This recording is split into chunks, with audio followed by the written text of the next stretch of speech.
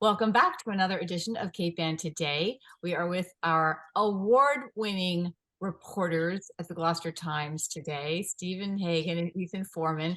Congratulations to the whole newspaper. The award is from the New England Newspaper and Press Association.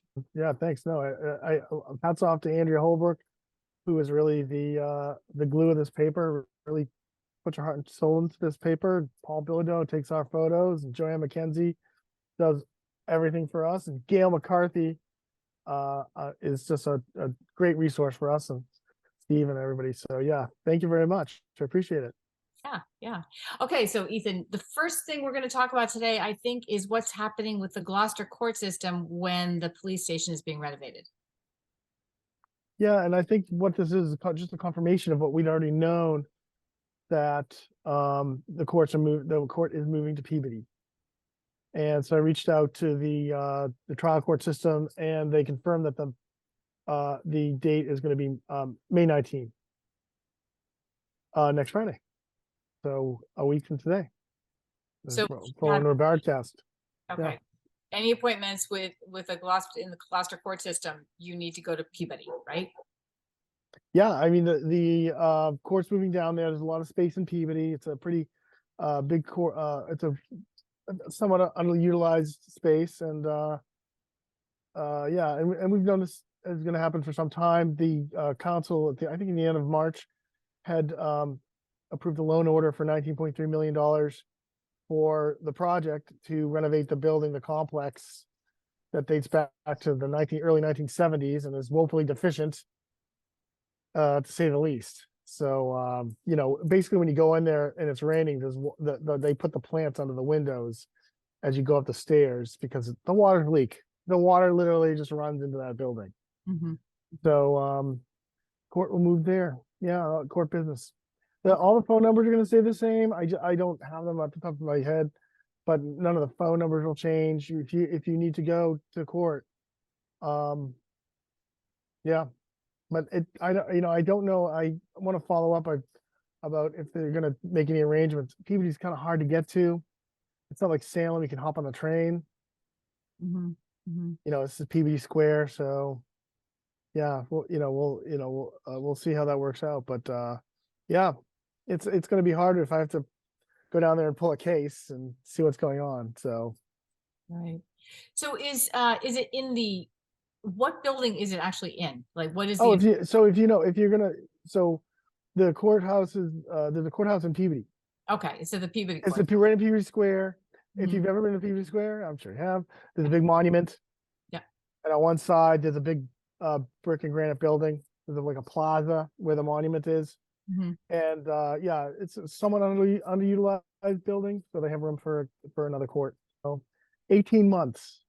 So it's gonna be interesting. It could be a trying time. It might, for people who don't have good transportation, it'll probably be a problem. And a lot of people who get picked up, I read the cop log every day, police log, they get picked up for failing to appear. Mm. They get these warrants. They get that's tough. You can get rearrested on an old charge for failing to appear in court. So we'll see. And if there's no public transportation directly there, it's definitely an issue. You're right. I can't even, like, off the top of my head how you would do it. I think you'd get a train to Salem, and you probably take a bus to Peabody Square. Mm-hmm. If there is a bus to Peabody Square. There is a bus, I know. Right? There's a bus to the malls. Yeah, but that's not Peabody Square. No. It's a really good point. So I hope you can follow up on that. But speaking of following up, tell us what's going on with the small fire that was in Gloucester City Hall last week. Oh yeah, I mean that was terrible. I mean, City Hall is a treasure. Mm-hmm. And yeah, it was like late Wednesday, May 3rd, small fire in the archives office. What this office is some of the people who work there wanted to let me know that it's not just an office where they meet. It's an office where there's resources where they would work on projects, books and everything. So I got to look inside and see the scorched office. It was blackened by the fire. There was like one of these mini split heaters that was melted. but they contained the fire to that one office. However, it filled the building with smoke, Oh, leaving a thin film on everything. Everything, all the murals, all the artwork has to be either sent off site and cleaned and restored, or they have to do the restoration work there. They have to wipe down all the walls because otherwise you'll keep getting this smell of smoke. They have to gut the office itself because that's still off gassing and still creating that odor of smoke. So, until that office is basically cleaned out, this is going to take a while. It's going to be a process. Well, they knocked the fire down pretty quickly. The other thing that this also showed was that City Hall needs a modern fire suppression system and a modern, sprinkler system and fire alarm system. The way the fire alarm worked, and it did work, it can show that there's a fire on the third floor. But the alarm is not what they call addressable. So if they had a modern fire alarm system, it would have told them which room where it was. As it turned out, when the firefighters pulled up, they could see smoke pouring out of a window at the front of the building. But if the fire was somewhere else in the building, and it took them a lot longer, it could have been much worse. And I was told that if that fire went 5 minutes longer and got into the chase that goes up to the legal department, it would have been disaster. wow. Well, can I ask you, was the Group A exhibit removed at that point? Yeah, the Kairos is empty. Okay, Yeah, so those weren't affected, yeah. yeah, But because that was the weekend before. and yeah, right. Yeah, and I saw the Kairos. There was no artwork. I mean, other than what's there, So yeah, no effect on the Group A. Thank God. Thank goodness. Right. I know. So, but no injuries, but it turns out No. damage is pretty, smoke can do a number on a building. Yeah, So, and I was in there for not for like maybe for 10, 15 minutes, and I came home, my throat was a little bit itchy from that, and what it's caused is staffs had to relocate. They're at the City Hall Annex on Pond Road, so that's not affected. So some of the staff's moved over there. I think the mayor's working off site. His staff is working at Browns Mall. So things like, well, what happens if I wanted to go and pull nomination papers? I want to run for office, or I want to go in person and get a beach sticker. So a lot of things that people would go to City Hall for, it's kind of tough. So they're hoping to reopen. It's been closed since last Thursday, and they're hoping to reopen on Monday. any more updates on the source of the fire? No, they were at city council, met on this on Tuesday. They had an update, and that's the last I'd heard from the city council. Is they were checking with the fire chief, and yeah, no cause yet. Heather, can I ask Ethan a question? Sure. Oh yeah, sure. I know, Ethan, you said the fire was, or the City Hall was covered by insurance. I don't recall from reading your copy. Was there an estimate made to the damage that was resulted from the fire? Well, it turns out the city's covered by Maya, which is an insurance arm of the Massachusetts Association. So Maya is the insurance company. I didn't have that in my story. I learned that at the meeting.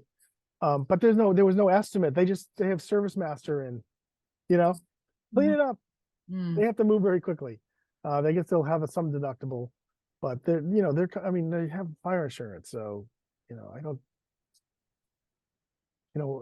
we'll see. I'm sure that'll come out eventually. Yeah. And Ethan, how about documents, archives, and records, all that kind of stuff? So this is interesting too. The archives is spread out. It's not just it's in vaults in City Hall. It's also in the post office. It's not all it's not like one you go in and it's like an archive. And they did start a discussion at City Hall. Maybe this is going to spur them to try to find a better place for it. It's in different places is what I was heard or led to believe at City Council. In that office itself, there were resources, books, reference materials, microfilm, computers. So it's a lot. There's loss. But the actual archives, the documents in the archives go back to before the town was incorporated in 1642. Some of the earliest city or town records in the nation. So it's a treasure, but it's kind of, maybe this is a wake up call for the city to do something along those lines. Right. But public records and things like that, were the actual pieces of paper damaged by the smoke, or were they sort of insulated enough to not have to be? No, no damage to the archives. There's like vaults. There's vaults in City Hall, separate doors. Nothing like that was located in the office. I don't know what they were working on, but it looked like a lot of the materials. If you see the paper, on Wednesday, I believe, you could see that the material stuff was there. I'm not saying that there wasn't any loss. There was probably a lot of loss. What they can recover, what they can't. They'll have to, whatever they want to keep, they have to clean. But we're not talking about all old records, or we're not talking about those. Those are in the vaults. But so I was told there's records in the basement of the post office next door. So maybe this sparks a discussion about what Gloucester can do. Maybe there's a Sawyer Free Library, who knows? There's the Cape Air Museum, which has a storage facility. Who knows? Maybe this sparks a discussion about bringing it all together and protecting it. City Hall will undergo a project for its new fire suppression system, fire alarm system, and IT wiring. The wiring in that City Hall is pell-mell. If you go into the basement, you see all the data wire running in a drop ceiling that's been removed. That is also on top. This project is going. They have money to fund it. They're now just forming a building committee. On Monday, the first City Hall building committee will meet, and they will try to work through this project. Maybe they'll start to move a little bit quicker. And was this the first City Hall building committee initiated by the fire, or was this already in the works? It's already in the works. They have money from community bond money from community preservation. They want to have that $1.5 million from Ann Margaret Ferranti and Bruce Tarr and state money. So they have some funding for this thing. Mayor Berger's pledged to use some ARPA money from the COVID relief, local COVID recovery funds. So they have it's all part of the discussion. They are going to do a City Hall renovation of their fire protection systems and their IT data wiring. They really need to do that. Maybe this will spark a wider discussion about where they're keeping their records. So, Stephen, let's start off right away with the defeat of the Manchester Essex. Sure. So last 2 weeks ago, a town meeting in Essex approved the override request for the Manchester Essex Regional School District apportionment for their funding. At the town election just a few days ago on Monday, voters said no. They did agree to the override request for Essex Tech, but for Manchester Essex Regional School, it was a $289,000 override that lost. 507 people voted no, 388 said yes. So the article I had in today's paper talks about what's next. So already the school officials, including the superintendent, Pam Bowden, I'm sorry, I apologize. She's been reworking the budget. She's going to present a revised budget at the school committee meeting coming up on May 16th. There's meetings. After that, let's see, on May 23rd, the school committee will hold a public hearing to gather people's stakeholder input to make their decision about how the budget should go. And after that meeting, the MERSE school budget is expected to hold another gathering on June 6th, where the final budget numbers are expected to be considered. So then after that, it goes to a town meeting vote and potentially a super town meeting vote between the two towns. So it's a mess.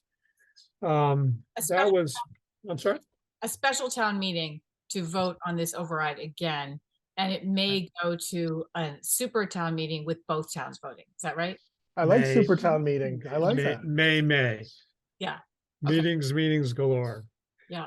Pivoting to the lovely villa of Rockport, Massachusetts. Beautiful place, I've heard. They had a town election. Oh, by the way, I don't know if you can hear audio in the audio wise. We have Ethan and I have these birds.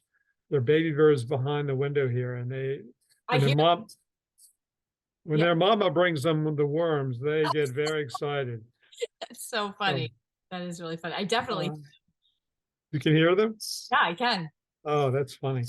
Anyway, Rockport had an election. The key election was the race for Board of Selectmen. There were 4 candidates for 2 seats. The incumbents, Ross Brackett, Paul Murphy, they were being faced by 2 firefighters.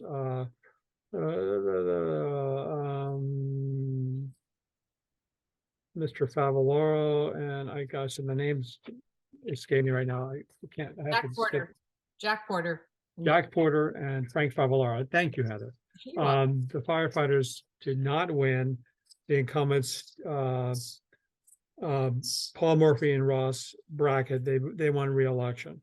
Also in that election, there was a race for the town moderator to follow up longtime town moderator Bob Visnick. He stepped down. That pitted former town clerk Pat Brown and attorney Brian Sullivan. Sullivan won, so he's going to be the next town, or he is the town moderator. That's the election in Rockport. There was also an election last week in the town of Essex. They chose a new select board member, and that person's name is, Alva Ingraharo. I hope I don't butcher that name, but she is the new selectman in Essex. A lot of things, other things. I could probably mention, I touched on this a moment ago. The Manchester Essex Conservation Trust, they already own 1,600 acres in Manchester and Essex, and Manchester by the Sea and Essex. They just added 20 acres, part of the Western Woods parcel, to the project. So now the total acreage is 175 acres in Western Woods. Still, though, that's 1,600 acres of the overall Conservation Trust has. And they're also eyeing another 20 acres for another purchase down the road. I'm sorry. So they have 1,600 acres altogether? Yes. Okay. All right. And 175 in Manchester and Essex. Is that what you 175 in Western Woods. Oh, okay. That's in Manchester. Okay. And you also, I think, were you at the ribbon cutting for the Rockport DPW? I was actually not there, but I covered it as best I could.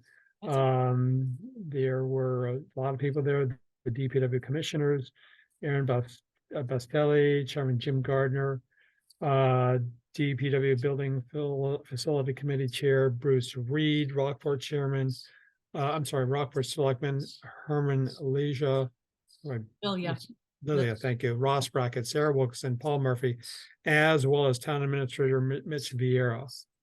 And I'll show you the photograph. It's kind of tiny. Oh, I see it. Yep. They have shovels. With their shovels. And yes, so this is the groundbreaking for their new public works facility. It's a $17.25 million public works project. They've been working on this for a long time, long before I was here, and they broke ground. So this is, I think, if I remember correctly, this is going to be, construction is going to be going on for a year. It should be done next year, I think. Yeah, that's been a long time coming. So Stephen, actually, can I ask you, have you heard anything more about the ARPA survey? This is the question I always have as a Rockport resident. Has there been any more conversation among the selectmen about a public survey on how to distribute? I haven't heard anything. I did report on it briefly taking place. They did say that they wanted to survey residents, and don't quote me, But there was a survey to either go out or has gone out already. You're a Rockford resident. Have you seen one yet? No. seen it. And I have a couple of other people were saying they have not seen it yet. So I'm wondering if what the status. That's a great question. I'll follow up on that. Thank you. Thank you. Thank you. So what are you guys working on next week? For next week? Well, let's see. For tomorrow, I'm trying to put together a story about what's the status of the athletic fields, part of the Manchester Essex Regional School District. I gather there are 4 athletic fields, and they have turf surfaces, which are, pretty good, but they wear out. I mean, the grass wears out very quickly. Turf surfaces last a lot longer, but these ones have been there for a while, and I gather they're pretty beat up right now. So there was a funding measure that was passed at Manchester town meeting to pay for reconstruction, but I'm going to stop right there because there's more reporting I need to do on that. Tomorrow I will have a story about an Essex author she's from Germany originally. She moved here when she was a little girl. She went through Ellis Island. She has just written a book, and it's a book about, I'll just say, it's about 2 things: a big secret and adoption. So her name is Karen Gilsh. Sorry, I don't have her name right in front of me. So I'll have that, and I'm still searching to find out what's going on with that Rockport comfort dog. I understand he's in town, he's arrived, but he hasn't been brought into the public in a formal way, as far as I know. Oh, yeah. So if you or anybody out there hears about it, please let me know. Okay. I plan to contact Rockport Police and the school department, because the goal is that he will be working in the schools, the Rockport schools, to comfort children that need a dog. The attention of a loving dog. Yeah, I feel like we talked about that a while ago. So we need to find out what you gotta report a missing dog. No, he's here. He's here being in your town of Rockport. He's in Rockport, but he's living with a police officer, his handler. But I don't know that he's actually formally started his work yet. I know he's gone through a lot of training up till now. So at the very least, he may have started. That's what I want to find out. All right. So Ethan, what are you working on? Yeah, real quickly, a donation of boots by Brunt Footwear to the kids in the career technical education at the high school. A Girl Scout whose silver award involved redoing the pens at Cape Ann Animal Age. Oh. And what's up with the Dun Fudging boat ramp? I mean, you can't say done fudging enough, right? Exactly. Exactly. All right. All right, done fudging. All right. RBR. I can't do That's that. it. Yeah. All right. That sounds really interesting. So I will see you guys next week, and we'll find out what's up with the Dun Fudging boat ramp. You got it. Bye, Heather. All right. Bye.